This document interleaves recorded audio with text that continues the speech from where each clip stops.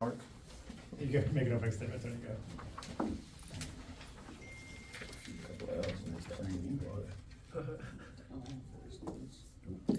Oh, I'm sorry. A tough way to end the season, tough way to end this year, especially with, my almighty seniors. I thought they just had way more juice than us, just right out the gate. I thought they wanted it more and kind of came into the game with, a business approach. Sometimes when you get on that plane, you have your mind made up on making a choice to want to win a game, and I thought that was what Bradley did tonight. And like most of our games this year, we find a way to connect it, and down 16, down 8, whatever it may be, we crawl back into those games. And for a moment there, I thought that we had an opportunity, but at the same time, in the back of my mind, I've been around this game long enough. When you get down 18 against what should be an NCAA team, you're not winning that game. Again, that's a 2018 that should be playing in March Madness just like us, and it was just a few things that just kind of went. Basketball guys took it away from us tonight. A couple possessions that, big 5-point swings. But nevertheless, thankful for our seniors, especially for these two guys that I have here with me. And this was a phenomenal season. And 27 wins in a season is not normal. And I'm grateful for these guys for it. Questions for Darius or Jared, in the first half, what made them so difficult to guard? They got dribble penetration early on almost every possession, kicked it out to their 3-point guys. Just where were the issues at? To be frank, it was just our effort level. We just weren't playing hard enough. We thought we could just come in and they hand us the game, and that wasn't the case, obviously. So, yeah. And Darius, just along those lines, the rebounding at first again, they jumped on you and bludgeoned you on the boards with the rebounding. Was that a similar situation where it just wasn't locked in? Were they doing something in particular? I feel like it was a lot of an effort, but they're used to their play style. They've been playing, 30-plus games or whatever it may be. So they know it's going to be a lot of long rebounds, and that was the case tonight. A lot of, you can't really tell where the ball may tip, and, certain guys get their hands on it, and then, but I feel like it all just comes down to our effort level. Number one, talk about spearheading your second half defensive pressure. Full court, you picked up 94 feet the whole time. It's kind of just what I've been doing all season, especially if we need a spark or something like that. And it worked in our favor for the most part. And until it didn't, again, we just can't get down like that. Great season, I guess. Yeah. Thank you.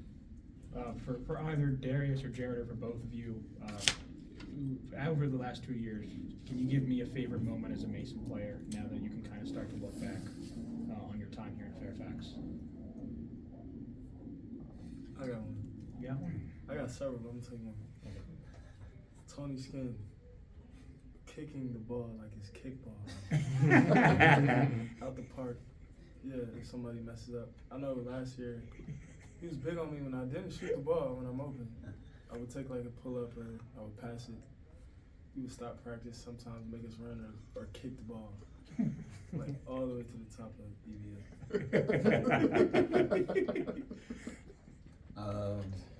Honestly, this past weekend in the A10 tournament, that was one of the best feelings, one of the best atmospheres. I know we didn't have the outcome that we wanted, but I'm just thankful for all the support, honestly.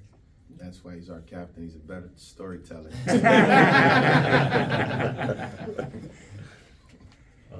Jared, Darius, can you just talk about the contrast from the first to the second half? Obviously, they got out to a big lead, but you guys were able to battle back. Can you just talk about what the obstacle may have been when it came to trying to finally get over the hump and take the lead? I think it was just our effort level, like Jared said earlier. I don't know if it was too much of thinking they were going to give it to us, but I think we underestimated them a bit, especially after playing Sanford. But yeah, I just think we definitely picked up our effort level, and then defensively, Jared and Katie gave us a spark, which made them turn the ball over and gave us a lot of transition opportunities.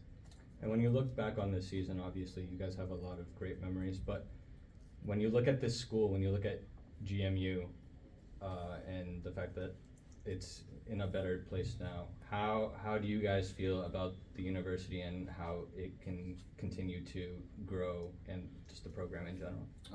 Honestly, we want to turn it into a basketball program, another VCU, and I think that's where it's heading, especially with Skinn here. And we put a banner up this year, and that's the goal every year. I think just to add to that, like any local guys, that want to get closer back to home, to be in an environment where you're getting better, you're winning, and you have a staff that can really relate to you. I feel like Mason is a great place to do that and win. So. And just finally, what does Coach Skinn mean to you guys? Words can't explain. I don't know.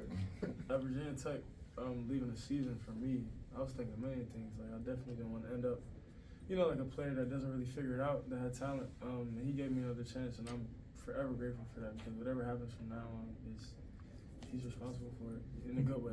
So, yeah. Well, one, he's my biggest hater. In all aspects of life. That's not your only one. If I had you stand up, they would be right there with me. He hates the way I dress. I don't anyway, but he's family, man. He's been there for me. I had family issues at the beginning of this year, and he was really there for me. Basketball, he just put all the confidence in me in the world. He trusts me. We trust each other, and honestly, our relationship goes beyond basketball. Yeah, it's family. Anything else for the student athletes? Yeah, thank you both. Appreciate it. Thank you. Good luck, guys. Thank you, gentlemen. Good luck.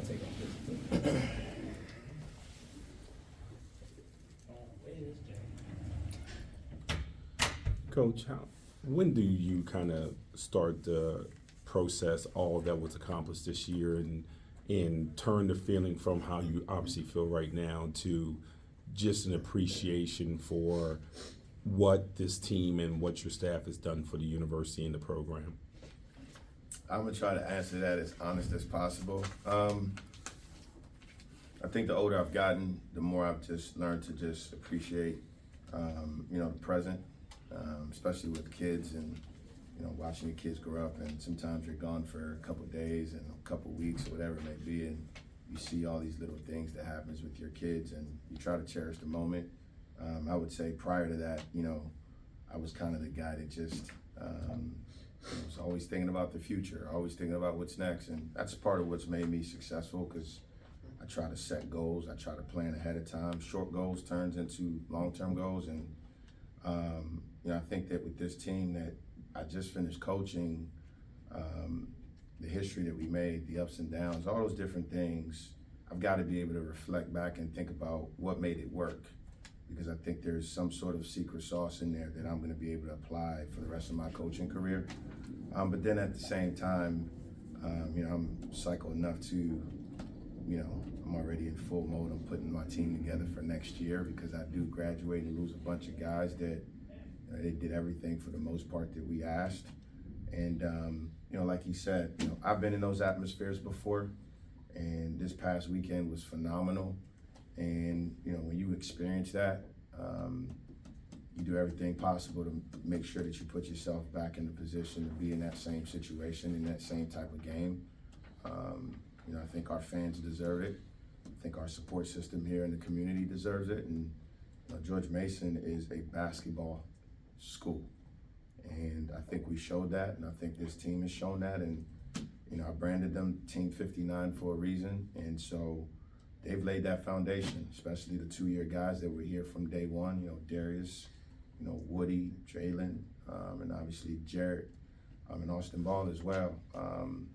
This was a phenomenal year, but, I'm gonna need to take some time for sure to just reflect and just think about the year, and I'll be watching film. I'm not watching today's film though, because I think my brain doesn't deserve it. It was a great year. And you talked about moving forward a little bit. Just what does it look like for your plan and your staff's plan when you do look at the portal? Every coach, I don't care, mid-major, high, doesn't matter, are looking to be older. Just what does a George Mason player look like to you? Yeah, I think part of toughness is definitely being older. You know, your body doesn't look the same at 18 as it does when you're 22. But at the same time, the flip side of that is you run a little bit of a risk in getting one-year guys. And if you put too many of those guys together, things can go easily the wrong way. And so it's a delicate balance of wanting to be older. It's a delicate balance of, you know, just knowing the character of what you're putting in the locker room. That's so, so important. And a lot of times it's speed dating. You might think something of a certain student athlete and you don't know until it's October and then it's too late. I think our staff has been pretty good with trying to navigate some of that, not all of it. But that's part of what we have to do. We've got to be able to, in a short amount of time, you know, do a deep dive on, you know, who we're bringing here, because that's a major part of, you know, our ecosystem. It's a major part of our teaching, our coaching. No matter the talent, if you don't have the right guys that kind of understand what this thing is about, you know, you can slice this record in half if you don't bring in the right guys. And that's why I'm just so proud of this team. And, you know, you got a chance to see what Zach Anderson has been capable of doing kind of all season long. And I'm really happy for him because down the stretch, you know, he played his best basketball. And, you know, he could have taken a different approach a long time ago in our season, and it would have been a different thing, a different scenario for our team. Same thing with Katie Johnson. You know, you don't get to coach those guys that are super competitive, but also super unselfish. And so, got a lot of work to do. Sometimes you go through the year and your ups and downs, and you know, obviously it was a super high for us, you know, in DC last Sunday, and then you get another chance to play, and you always tell yourself, man, at some point you're ready for the season to be over to then regroup, but unfortunately in this landscape, it does not happen. So the real work begins. And speaking of your staff, you have a very, very good one. Is there any expectation that schools will come calling them and that you will need to replace someone, a guy or two off of your staff? Yeah, no, I mean, I believe in, you know, upward mobility. I'm not the coach that's, you know, if another opportunity presents itself and it's a great one and it makes sense, you know, you go for it. I support it. You know, I had to go through it. You know, I remember, you know, when I left Seton Hall and went to Ohio State, I really did not want to leave Seton Hall. You know, Kevin Willard's my guy, but I just thought going to Ohio State was just going to help me grow in a different way and just to see something different. And when you get a chance to get those type of opportunities, not a lot of people do. You have to take it, and it helped me a lot. You know, just that 1 year I spent with Chris Holtman, who's a phenomenal coach. And then going right back to Maryland. So again, I say all that to just say everybody's path is different. And when opportunities present itself, I mean, you know, I'd love to start a coaching tree myself. So if it makes sense, I'm all for it for our guys. You're, at least locally, but nationally as well, you're known as a great recruiter, top level recruiter, one who doesn't take too much stuff off of people. But I think people don't know you as the players coach. You connect with these guys. From what I see just now, you've really connected with these guys. How much is that in your wheelhouse? How much is that what you offer? Not only coaching basketball, but coaching life and connecting with these young men. Yeah, no, it's important. You know, when it's all said and done, man, I love coaching, you know, love 2-hour practices, but the moments that you get to share with these guys, that's so much more important to me. You know, I think about my kids, and, you know, half the day, all they're talking about is the players that they're with. You know, I've got a couple guys that play, you know, at the next level, at the NBA level. You know, I still talk to those guys, and I think it's a major, major reason why, you know, we've been successful. I cherish that. You know, we could have had, you know, a 5-win season. You know, I'd still love these guys the same. I think about the coaching staff that helped me when I came here to Mason, and that connectivity and that trust is what led to me getting my first coaching job. You know, while these guys may not all be coaches, it's my job to make sure that I'm helping them holistically, you know, with basketball, but then also off the court. And that's probably, they give me a hard time because I'm like young enough to know, you know, they think I'm like 59. And it's crazy because I'm like not too far removed from what they do. And literally everything they try to do, I'm like, dude, I've done it. You can't spin the block on me. Like I see everything. And so, you know, I mean, these guys have been easy to coach. It's hard to get a group like that. You know, I worry because, you know, a Jared Billups walking through the door, not sure that happens. You know, Darius Maddox is tough. You know, but that's our job to try to figure it out in different ways. You know, in certain departments where, you know, it's a give and take and stuff like that. But, you know, that's kind of who I am. You know, it's an organic thing for me, and I'll continue to be that.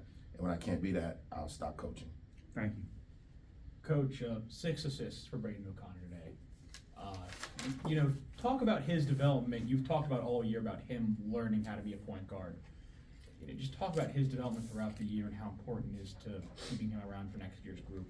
Yeah, I mean, his competitive spirit is, you know, it's why we stayed through, you know, stayed in there with him, good and bad. And, you know, he's obviously had his ups and downs, but I'm hard on him. But there's probably not a player that's harder on himself than Braden O'Connor. And I give him a lot of, you know, BS, but he's a tough kid. He's a super, super tough kid. And, you know, you can say what you want to say about, you know, some of our struggles offensively, but we put a lot on a kid that's never played the position, and somehow he equated to the best season for the most part in basketball history at George Mason. I think, you know, he can hang his head on that. We've got a lot of work to do in the summer, and again, he's a guy that we didn't have for the full summer last year because he had to get through some things academically. You know, he's a guy that doesn't go home, and so we're going to have a chance to, you know, continue to develop him, and, you know, hopefully we can get a little bit more, you know, I guess you could say positionally, a little bit more positive, just positionally, that can help him have a few more guys out there that can kind of do the same thing. It's a ball screen offense. And so, you know, from a recruiting standpoint, I tell guys all the time, it's not whether you're the point or you're the point. As long as you can dribble, pass, and shoot, you're going to be in the ball screen, whether you're starting it or whether you're finishing it. And, you know, we're going to go out there and try to go get some help so Braden can be at his best next year. And speaking to that, the portal officially opens on Monday. How much of a difference is that going to be for you this offseason, where last offseason, you know, you lose first game of the A-10 tournament, you have about that extra week and a half to talk to your guys. Now you've got a really quick turnaround for losing today. Portal opens Monday. Yep. I mean, has the staff heard? I'm not asking for any names, but has the staff heard from anyone yet, either currently on the team, saying, hey, going to enter, or have you heard from anyone who has already said they're in, saying, hey, this guy's trying to get me in trouble. No, I'm not. No, we have not heard from anybody that's entered the transfer portal, at least not me. No, I mean, these things, I mean, it's normal. You know, everyone's waiting on till Monday. It's like Black Monday. You know what I mean? It's, you know, it's feast or famine, and, you know, I have the utmost confidence in myself and my staff. Like, this is what we do. This is what I do. We're going to get after it. We're going to be competitive. You know, the support is there at George Mason. You know, our athletic director, our president, they've been phenomenal with supporting me in this, you know, this program, with doing what we need to do in the portal. And, you know, we're going to get after it. You know, again, there's so much, you know, such a gray area on who you can get, you know, what they're looking for level-wise. And it's a very, very busy two-way street. And sometimes you might get guys that want to come here, but if you don't fit, you know, we'll go in a different direction. So there's a lot of unanswered situations out there, but we technically can't get into it until post-Monday. Yeah. Coach, can you just talk about your perspective about what you saw about your team battling back in the second half and ultimately not being able to get over the hump and take the lead? It's tough, man, because, you know, you learn from games like this. You know, you try to use it as a, you know, talking point for your next practice. You know, I just wanted it bad for the seniors because, you know, I might have, you know, to be honest with you, I might have jinxed this because, you know, we talked about, you know, having another home game, and obviously Dayton lost to Chattanooga on the road, and we would have had a chance to play another home game on Tuesday. And so in the back of my mind, I just thought if we could just weather this deficit, you know, this was kind of like that last hurdle we needed to get over, and I thought we could have just had a chance to really win this thing. I don't make excuses, but, you know, these guys are human, and that was our 5th game in 8 days. And that was their second in, I believe, 10 or 11 days. And when we needed to turn it on, we turned it on. You know, I saw life, but, you know, whether it was, you know, I think Jalen missed 2 bunnies. I mean, the horse shot that this kid made from, you know, 37 feet. Things like that happen. You kind of know in the back of your head you're not getting that win. Because that's 3 points there. Jalen's missed layup is 2 points. I think Jalen's other missed slip up, you know, that turned into a 3. like 2 5-point swings. And that happens. I mean, Jalen is, you know, best big man in our league, and these guys wanted it, but, you know, again, if it was a 45-minute game, I think we win it, but unfortunately, we don't play 45 minutes.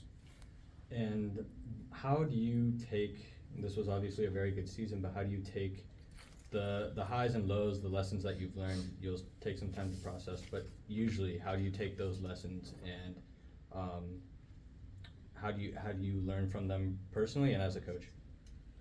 It's kind of a vague question, but I think the one thing for me, I just, you know, after 2 years now, being in this thing, you know, just learning to trust myself more.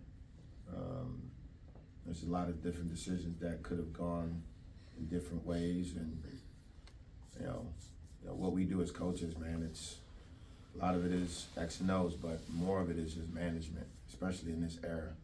You know, where you've got kids that they want it, they just don't know how to get it, and it's your job to try to help them reach their best version of themselves. And so, you know, I think I've been a player before, and you know, there's been situations that I've struggled in. You know, someone had to kind of get me through it, whether it was myself or whether it was the coach. And so, just kind of just trusting myself. You know, the competitive, you know, sport that we play is not going to allow any sort of mistakes, and so, you know, every day matters, every practice matters. Especially as we've formed our identity on who we are, that's got to be something that, you know, it's an everyday grind for us. You know, whether it's the off season, and so definitely a lot of different things I've got to figure out. But you know, the sample size of what we've seen, I think over the last couple of weeks, I think it excites us, and I think we're heading in the right direction as a program for sure. Last question. Go ahead. Speak up. Yeah, so I actually kind of had something to add to what you just said right there. Is now going into next year, kind of given all you were able to accomplish this season, you know, what would you have to say about kind of maybe the way the standard has risen, you know, kind of expectations moving forward now that the foundation has been kind of built for, you know, what this program should be? Yeah, no, I think it's you know, what we were able to do this year was definitely you know, if you'd have told me, you know, in September, would you sign up for this, I'd give up half my paycheck for it. You know, but I think for me, it's you know, it's gonna be something that I'm super sensitive when it comes to being competitive. You know, you use the word expectation. Expectations does not bother Tony Skinn, because no one is more hard on Tony Skinn than Tony Skinn. And you know, I've seen a lot in life where, you know, for me, this is obviously my job, it's my livelihood, and I want to win, and we're going to do all the things necessary, but everything that comes with it, good or bad, this is why I signed up for it. I appreciate what we've been able to do. I appreciate the support. I mean, I thought Sunday was phenomenal, and there's just so many good things. I think when George Mason is really good in this league, it's good for our league. I think that's the one thing that playing in DC showed. You know, obviously we got to take that thing back to Pittsburgh, but hopefully we can get it swung back to DC, because like I said, I think the second largest attendance in A10. I mean, that's what we want. You know, the answers is there. I think it's, you know, it's right off 7th Street and F. But we're gonna grind it. You know, I get to take a Sunday off tomorrow. We're gonna have exit meetings on Monday, and a different type of season starts on Tuesday. Thanks, Tony.